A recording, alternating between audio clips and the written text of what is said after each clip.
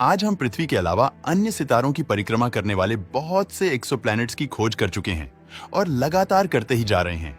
अभी तक वैज्ञानिक हमारे इस ब्रह्मांड में लगभग 5000 से भी ज्यादा एक्सोप्लैनेट की खोज कर चुके हैं। लेकिन वैज्ञानिक इन एक्सोप्लैनेट की खोज कैसे करते हैं तो दोस्तों,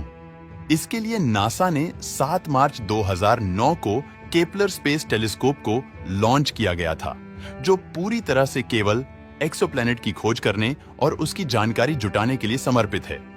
केपलर स्पेस टेलीस्कोप ब्रह्मांड में मौजूद एक्सोप्लैनेट्स का पता लगाने के लिए पारगमन विधि यानी कि ट्रांजिट मेथड का उपयोग करता है और यह अब तक का सबसे सफल तरीका साबित हुआ है।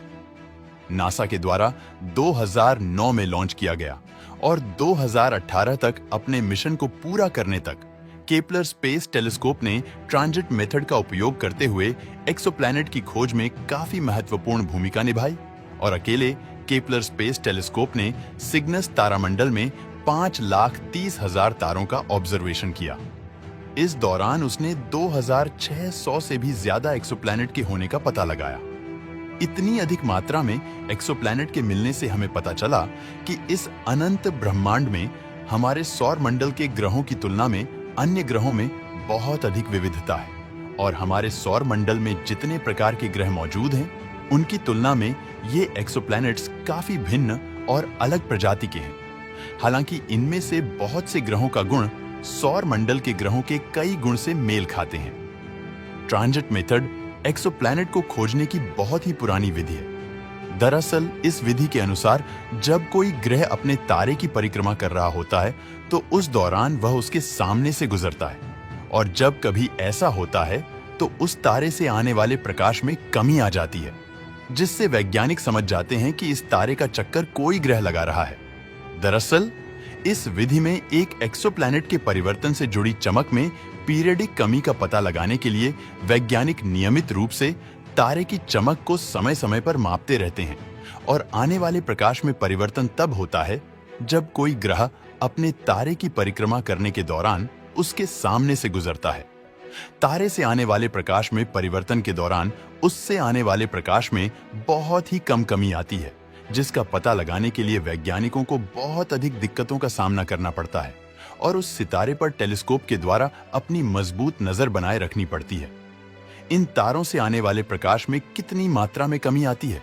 इसे आप नीचे के उदाहरण से समझ सकते हैं। यदि हमारे सूर्य के आकार के तारे, जिसका व्यास 1392 किलोमीटर के सामने से यदि कोई ग्रह गुजरता है जिसका आकार बृहस्पति ग्रह के जितना है, तो उस ग्रह के कारण तारे के प्रकाश की चमक में लगभग 1% की स्पष्ट कमी आएगी। किंतु यदि पृथ्वी के आकार का कोई ग्रह गुजरता है तो तारे से आने वाले प्रकाश में केवल 0.0001% ही कमी आएगी।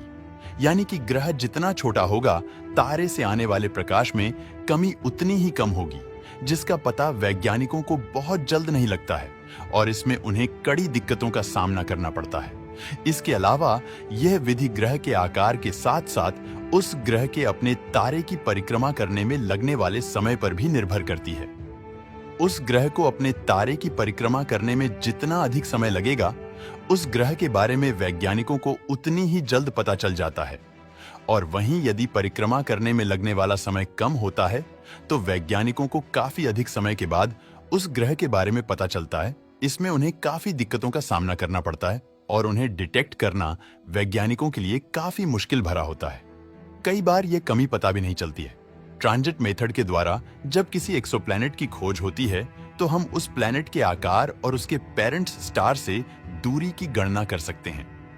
हालांकि कई बार यदि स्टार के सामने से कोई बड़ा डस्ट क्लाउड या अन्य कोई चीज भी गुजरती है तो इस वजह से भी उस तारे से आने वाले प्रकाश में कमी होती है, जिस वजह से उसे भी हम प्लैनेट ही समझ लेते हैं और इस वजह से इस मेथड में हमें पुष्टि की आवश्यकता होती है। पृथ्वी के जैसे अन्य किसी ग्रह की खोज करने का अर्थ है एक ऐसे ग्रह की खोज करना जो जीवन के लिए सैद्धांतिक रूप से अनुकूल हो। जीवन के लिए उपयुक्त सभी तत्व और गुण उस ग्रह पर मौजूद हों और हम उस ग्रह पर न्यूनतम या बिना किसी अन्य आवश्यकता के निवास कर सकें। इसका मतलब यह है कि ऐसा ग्रह जो अपने सौर मंडल के हैबिटेबल जोन में स्थित हो, जहां यह ग्रह अपने पेरेंट स्टार के न तो बहुत ही करीब हो और न ही बहुत ही अधिक दूर हो।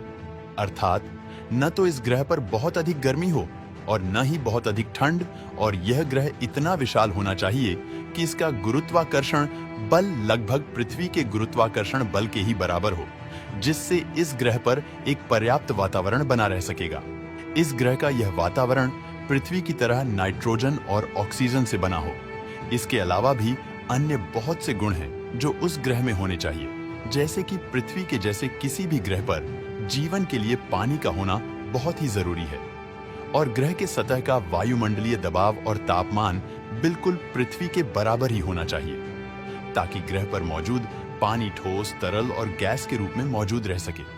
आज के समय में अगर हमें कोई एक्सोप्लैनेट मिलता है जो पृथ्वी के आकार का है और वह अपनी तारे के हैबिटेबल जोन में स्थित है, तो हम यह समझ लेते हैं कि इस ग्रह पर जीवन मौजूद हो सकता है या फिर इस ग्रह पर जीवन बसाया जा सकता है। किंतु ऐसा नहीं है। उदाहरण के रूप में हमारे अपने सौर मंडल में भी हमारे पास शुक्र ग्रह है जो रहने योग्य क्षेत्र में स्थित है, किंतु विभिन्न आंतरिक कारणों के कारण इस ग्रह का वातावरण हमारे सौर मंडल के सबसे प्रतिकूल वातावरण में से एक है। इस ग्रह पर बहुत अधिक मात्रा में ग्रीन हाउस गैसें मौजूद हैं और इसका वातावरण बहुत ही घना है, जिस वजह से यह सूर्य की गर्मी को बहुत अधिक मात्रा में अवशोषित करता है और बहुत अधिक गर्म हो जाता है। यह दिन और रात दोनों ही समय में काफी गर्म, लगभग 460 डिग्री सेल्सियस तक गर्म बना रहता है। यह गर्मी इतनी अधिक होती है कि यह शीशे को पिघलाने के लिए भी पर्याप्त है। वहीं दूसरी तरफ पृथ्वी के जैसा जीवन अन्य किसी ग्रह के बजाय उसके चंद्रमा पर भी पनप सकता है। यदि कोई गैस जाइंट प्लैनेट अपने पेरेंट्स स्टार के हैबिटेबल जोन में स्थित होगा, तो निश्चित रूप से उस ग्रह पर जीवन नहीं पनप सकता है और ना ही जीवन बसाया जा सकता है। लेकिन यदि उस ग्रह के पास एक बड़ा और पर्याप्त चंद्रमा होगा जो अन्य और सभी महत्वपूर्ण मापदंडों को भी पूरा करता होगा, तो यह उपग्रह भी रहने योग्य हो सकता है और उस पर भी जीवन पनप सकता है। एक्सोप्लैनेट्स की तुलना में एक्सोप्लैनेट के चंद्रमाओं का पता लगाना बहुत अधिक कठिन है, लेकिन इसका मतलब यह नहीं है कि आने वाले समय में हमें किसी एक्सोप्लैनेट का चंद्रमा नहीं मिलेगा। प्लैनेटरी हैबिटेबिलिटी लेबोरेटरी ने अक्टूबर 2016 तक 44 संभावित रहने योग्य एक्सोप्लैनेट की एक सूची तैयार की, और इन 44 में से 10 एक्सोप्लैनेट अपने स्टार के रहने योग्य क्षेत्र में स्थित हैं, जबकि अन्य अपने स्टार के काफी नजदीक मौजूद हैं।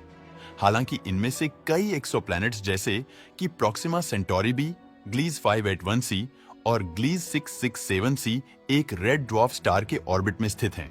और इस प्रकार के सितारे हमारे इस ब्रह्मांड में बहुत ही अधिक मात्रा में हैं।